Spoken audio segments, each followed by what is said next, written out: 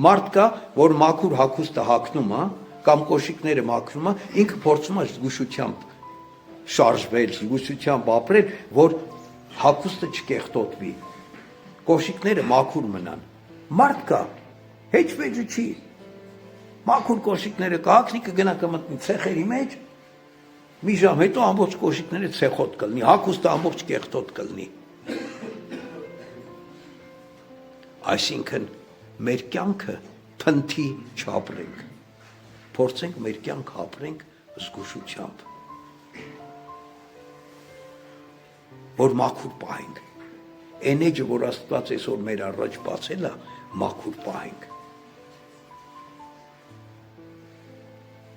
Աստծով պահենք, Աստծո շնորհի մեջ պահենք։ Էս է իմ ուրախության պատճառը, որ մեզ տրվել է մի հատ լուսավոր էջ, մի հատ մաքուր էջ, այսօր գոնե, դա հաստատ, որ վաղն էլ ուրախ լինենք, այդ էջի վրա բծերը թողած չլնենք, մեղքի բծեր, սխալի բծեր, անօրենության բծեր,